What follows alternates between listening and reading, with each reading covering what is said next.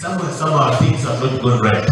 Eshongezi mwe ezahirwayo okwaziriyo niziremesa program eji kugenda omumisho n'okutwarwa hagati ya government ebyanga ezine kuteeka program eji omunkora ibura lya sente hamwe na n'okugirebuuza. Information yaberero ebereta kumara kurungi kandi obundi beta kusobororwa kurungi twatekereza ngo reka tweta abantu bano abebembezi aba government abibyendema bitongole talbyendema bitongole talbya government aba makuru tusoborokirwe kintu kino nuko tusobole ukonyera abantu bitu kugenda nkengabwa nkabakwenda kubekambisa aboko baketegereza bagenda baketegereza sabandi basobole nabandi kujwa kira nuko kisobole gira makuru. Abantu bagira ngo n'obukirabe ngo government eyehire kureba ngo byona ebyine kora ahansi ya program eji ngo sente eziri kutibwa mu zikirinche munonga. Shrinking central government fund transfers to local governments, and we have argued from especially Uganda Local Government Association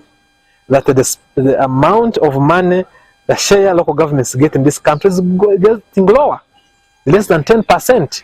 Abahona bajumirira echa government okuteka abantu abatine bukugu omu program eji ngo nibo bari kugitwara omisho. Abahona nibagira ngo nanebyoma ebyaguzire okugira ngo bibase kuhwera abarisa hamwe n'abahinji ngo ebinji byona bishitamire busha.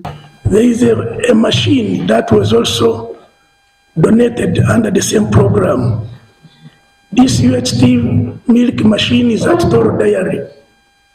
It has a capacity of packing 10,000 liters a day.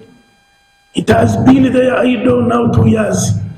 The sugar factory that has come up on Kagadi Road, that is Qatar, isn't it? So we are seeing our farmers now diverting now from tea production now to sugarcane production. What is the sustainability of that? Have we done a better research before involving ourselves in that? Even government has not come out to support us to see that when it comes to prices, our farmers are well supported. Bituwe Businge Emma oli omuhezi wa RCC ahawa Fort Portal nagira ngo ebyona no birabe biriho government ekozero gwayo okuleba ngo abantu barugombuoro barikoza program eji. Government ekozero mulimo gwese muri gukora then kisigalira yitwe nkabantu ababukiro kusagika nundi kuteka itafari ko ngo twasobora kugobora amo program zino za ready. Omwaka ogw'2019 Operation Wealth Creation ahansi ya General Salim Sare ekatandika program eji omu district za Kasese, Bunyangabo, Kabarore, Bondobujo, Ntoroko, Fort Portal City, Chenjojo, Chegegwa, Kamwenge hamwe na Kitagwenda. Otiriho Kasese municipality nekigenderwa ekyo kutungura entasi y'abantu.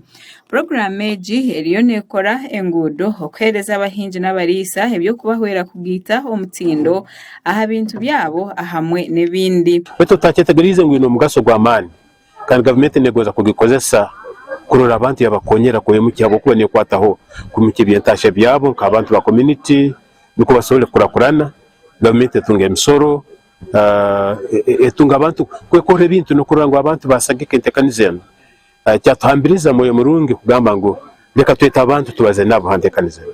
Of course, LED is in the spirit of the decentralization program, and centralization was put in our constitution, and we have the local governments.